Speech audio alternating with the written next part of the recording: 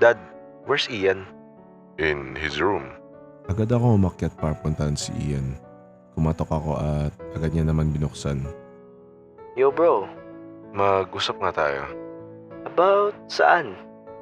Ano na naman pinagsasabi mo kay Mira? Ha? Ano bang sinabi ko?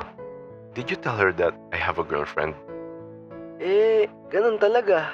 I'm just being honest. Honest? Alam mo naman ano meron sa amin ni Sachi, di ba? Kesa naman hayaan ko siya nagpapakatanga sa'yo, di ba? What? Bakit? Di ba patay na patay sa'yo si Mira? Kaya yun, naawa din ako sa kanya. So, I just said that you have a girlfriend.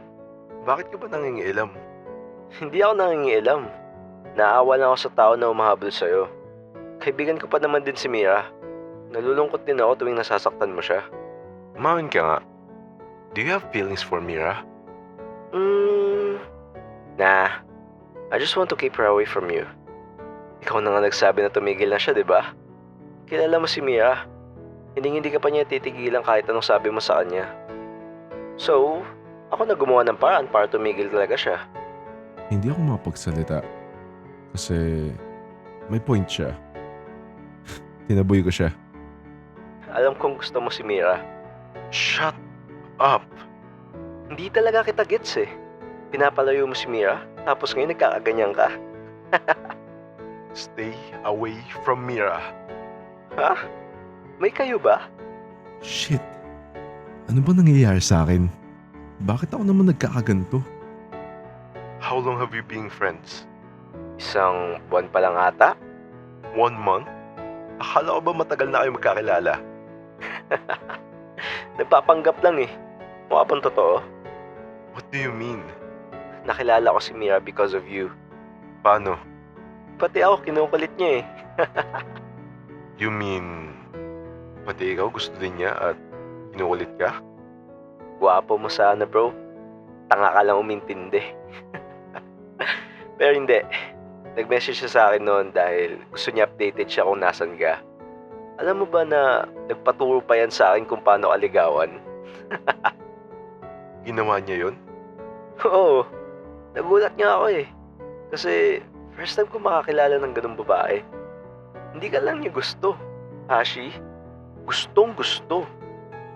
Hindi pa din ako makapaniwala dahil ginawa niya yung mga bagay na yun. Mukha tuloy ako masamang tao dahil sa trato ko sa kanya. Ang cute niya eh. Pinag-overthink ko siya kay Sachi. Muntik na siyang umiyak sa harap ko nun. Kaya ako sa'yo bro, meals ka na. Maagaw ko pa yan. Shut up! Ito naman di mabiro. Mahirap ang sitwasyon mo dahil kay Sachi. Kaya ako sa'yo, gawa mo na yun ang paraan. What should I do? Ano bang buhay to?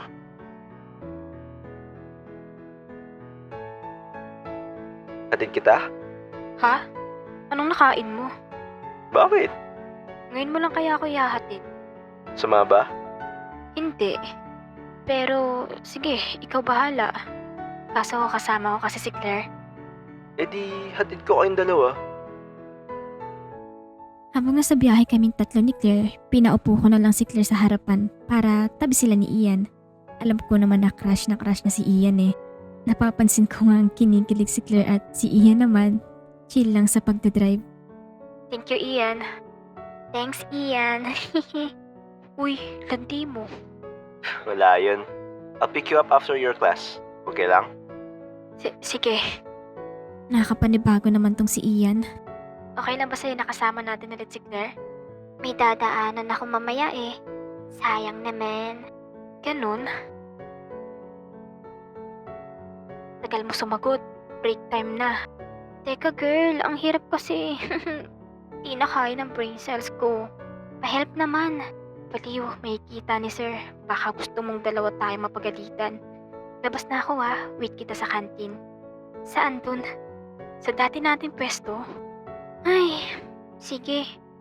Bumaba na ako para kumain. Kasabayan namin ng ibang college kaya medyo puno yung kantin. Pwede naman kami bumili sa labas. Kaso papaiwan muna namin yung ID namin sa guard. Para sure na babalik kami. May iba kasi na umuwi na agad eh. Pumunta ako ng Shopwise malapit dito sa school. Buti na lang at 1 hour yung break time namin. What a coincidence nga naman oh. Nandito si Ashi kasama mga kaibigan niya. Umiwas na ako pero Uy, si bebe girl mo nandito na. Baka gusto ulit sumabay sa'yo. imbes na pansinin sila, nagpasan ko lang sila at bumili na lang ng makakain. Ay, LQ kayo boy? Mauna na kayo. Nakalimutan akong bilhin. Nang makabili ako, pumila ako sa counter. At laking gulat ko dahil pagtingin ko sa likuran, nandun si Ashi. Nanlaki ang mata ko para akong nanikas sa kinatatayuan ko. Pero hindi na ako nagpahalata kaya hinayaan na lang siya. Ewan pero nababalo na ba ako? Para kasing sinusundan ako ni Ashi. Kanina kasi kasama niya lang yung mga kaibigan niya. Tapos ngayon pupunta na ako ng school, kasunod ko ulit siya. Hay nako, lumalabas na naman pagkadilulo ko.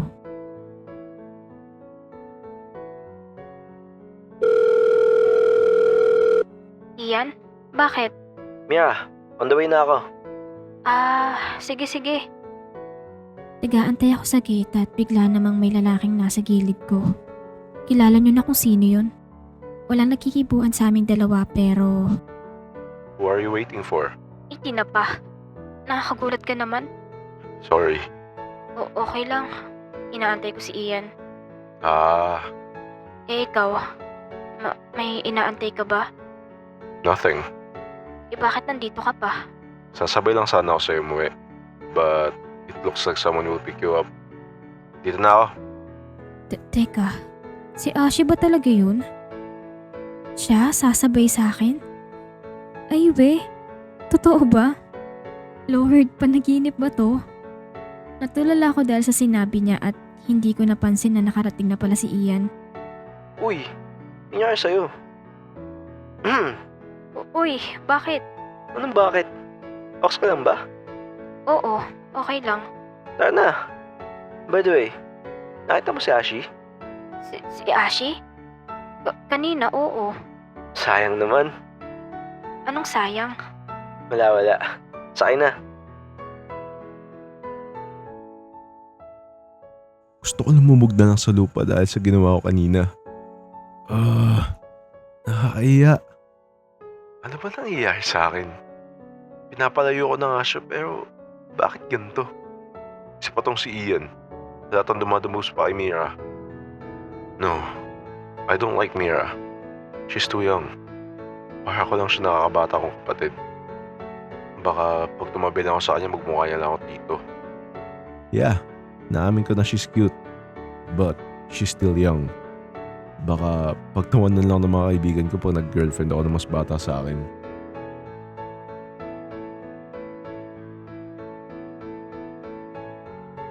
Espesyal tong araw na to para sa akin. Bukod sa makakatanggap ako ng regalo, makikita at makakasama ko na yung mga tito at tita ko sa malalayong lugar. Actually, halos lahat ng tito at tita ko, kaklose ko. Kaya nakakamiss lang dahil ngayon na lang kami makikita. Alin kaya dito susuotin ko? Meron kasi akong pagpipilian dito na gown para mamayang 18th birthday ko. Ay, ito na lang. Purple. Bilis ng panahon, tumatanda na ako.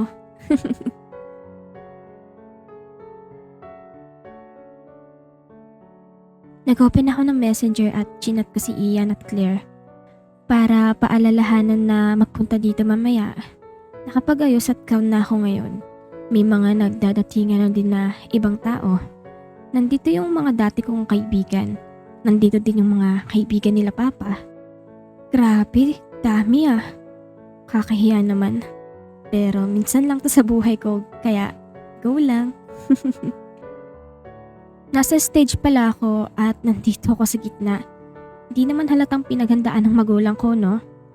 Sobrang liwanag ng ilaw na nakatutok sa akin kaya hindi ko makita yung mga tao. 30 minutes nang nakalipas at medyo naiinip na ako. Di ko din kasi hawak yung phone ko kaya hindi ko alam kung nandito na sila Ian. Pero napansin ko na may familiar na lalaki. Kaya tinitigan ko ng mabuti. Ashi? Teka, bakit nandito to? Anong ginagawa niyo dito? Nakita ko naman kasama niya si Ian at mukhang tuwang-tuwa pa. Ang gwapo ngayon ni Ashi.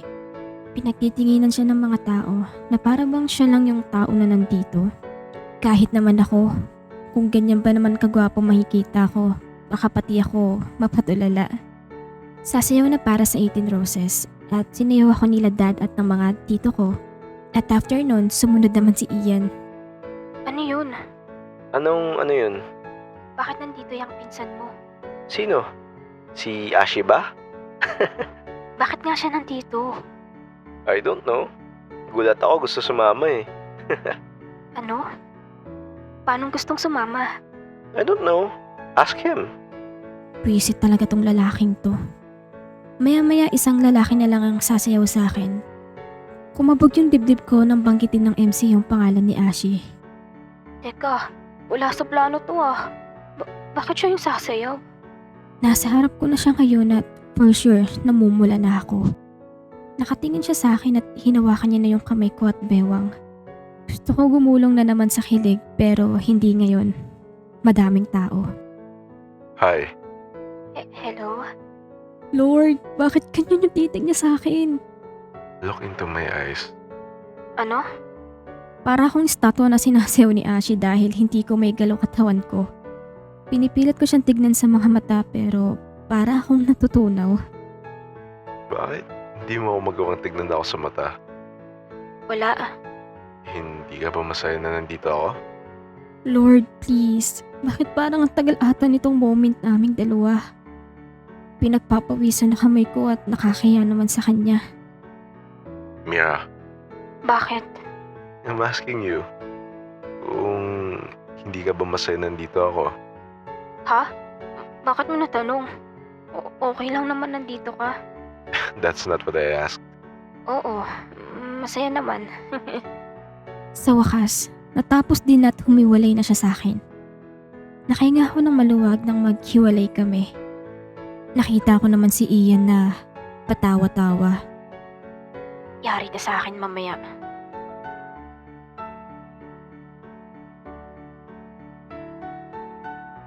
Sa wakas, natapos din.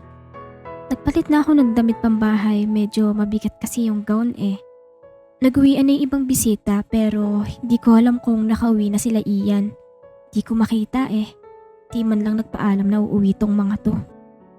Mia, Uy, kala ko nakauwi ka na. may sasabihin daw si ano sa'yo. Si ano? Si ano? Ano nga? Kanina ka pa. Alam mo kanina pa kita gustong tupiin sa apat. Ang cute niyo ang dalawa kanina eh. Bagay na bagay. Bagay? Wag na, uy. Anong sabi mo? Bigla akong kinabahan dahil ang akala ko nakauwi na si Ashi.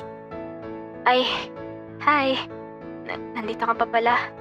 Kala ko umuwi ka na. Ay teka nga, papahangin muna ako.